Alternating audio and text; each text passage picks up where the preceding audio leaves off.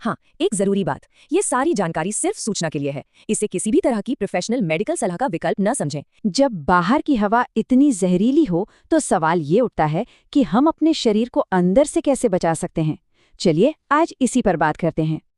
गट और hormone health expert Tanisha बावा की ये बात बिल्कुल सही बैठती है। ये उस असली समस्या को सामने रखती है जिसका हम सब कहीं ना कहीं सामना कर रहे हैं। अक्सर थकान, सूजन या फिर ऐसा लगना कि दिमाग ठीक से काम नहीं कर रहा, ये सब महसूस होता है ना, खास तौर पर दिल्ली जैसे प्रदूषित शहरों में। तो क्या हो अगर इसकी वजह वो हवा हो जिसमें हम सांस ले रहे हैं? तो सबसे पहले बात करते हैं प्रदूषण से होने वाले उस अदृश्य नुकसान की, जो सिर्फ हमारे फेफड़ों तक ही सीमित नहीं है। चलिए थोड़ा गहराई में जाते हैं और देखते हैं कि हमारे शरीर के अंदर माइक्रोस्कोपिक लेवल पर असल में चल क्या रहा है। तो ये जो असली विलन है ना कहानी का, वो है PM2.5। ये कण इतने ज्यादा छोटे होते हैं कि हमारे शरीर के नेचुरल फिल्टर इन्हें रोक ही नहीं पाते और ये सीधे हमारे खून में घुल मिल जाते हैं। और ये मत सोचिए कि ये सिर्फ सांस की तकलीफ है। नहीं, बिल्कुल नहीं। ये सूजन मतलब इन्फ्लेमेशन पूरे शरीर में फैलती है। दिल, हॉर्मोन्स, थायराइड, फर्टिलिटी और यहाँ तक कि हमारे ब्रेन फंक्शन पर भी असर डालती है। इसे समझने का एक और तरीका है। जरा सोचिए, ये एक ऐसे इन्फेक्शन की तरह है जिसे हम देख नहीं सकते, है ना डरावना? तो अब सवाल ये है कि हमारा शरीर इस हमले से कैसे लड़े। देखिए, यहाँ हम इम्यूनिटी बनाने की बात नहीं कर रहे हैं, क्योंकि प्रदूषण से इम्यून नहीं हो सकते। हम बात कर रहे हैं रेजिलियंस बनाने की, यानी अपने शरीर को इतना मजबूत और लचीला बनाने की कि वो इस हमले को झेल सके। और इसके लिए तनीषा बावा ने एक बहुत ही प्रैक्टिकल 5 स्टेप रेजिलियंस प्लान दिया है। ये हमारे लिए एक रोड मैप की तरह है। तो चलिए एक एक करके इन स्टेप्स को समझते हैं। पहला और सबसे जरूरी कदम, जितना हो सके इस जहरीली हवा के संपर्क में आने से बचें। इसके लिए कुछ चीजें हैं जो हमें करनी ही चाहिए।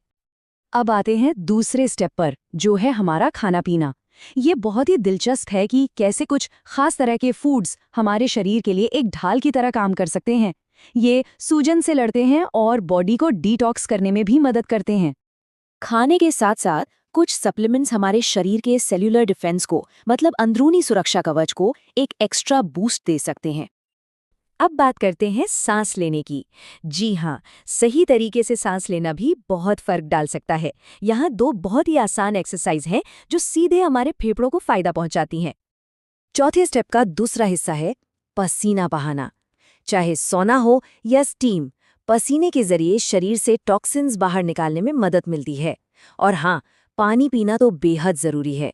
इससे बलगम पतला होता है और फेफड़े साफ होते हैं। ये पॉइंट बहुत जरूरी है। प्रदूषण सीधे हमारे हार्मोन्स को डिस्टर्ब करता है। ये स्ट्रेस हार्मोन कोर्टिसोल को बढ़ाता है, थायराइड फंक्शन में गड़बड़ी करता है और हमारे इम्यून सिस्टम की लय को भी कमजोर कर देता है। और हार्मोन्स तो आप जानते ही हैं, हमारे शरीर में लगभग सब कुछ कंट्रोल करते हैं। तो हमारा 5वां और आखिरी स्टेप इसी से जुड़ा है, अपने हार्मोन्स को बैलेंस करना। और ये कैसे होगा? अपनी सेहत की बुनियादी चीज़ों पर ध्यान देकर, जैसे गहरी नींद, प्रोटीन से भरपूर खाना और स्ट्रेस को मैनेज करना। चलिए अब सब कुछ समेटते हैं। इस पूरी बातचीत का सबसे ज़रूरी सार क्या है और कैसे हम अपने स्वास्थ्य की कमान अपने हाथों में ले सकते हैं?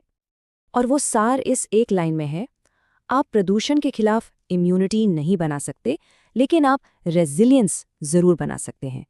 मतलब हम इम्यून तो नहीं हो सकते, पर अपने शरीर को इतना मजबूत बना सकते हैं कि वो इसका मुकाबला कर सके। हाँ, एक जरूरी बात, ये सारी जानकारी सिर्फ सूचना के लिए है।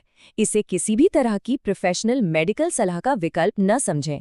ये एक एक्सपर्ट की सोशल मीडिया पोस्ट्स पर आधारित विश्लेषण है। तो ये याद रखिए, रेजिलियंस बनाने का सफर एक फैसले से शुरू होता है। तो आपका पहला कदम क्या होगा?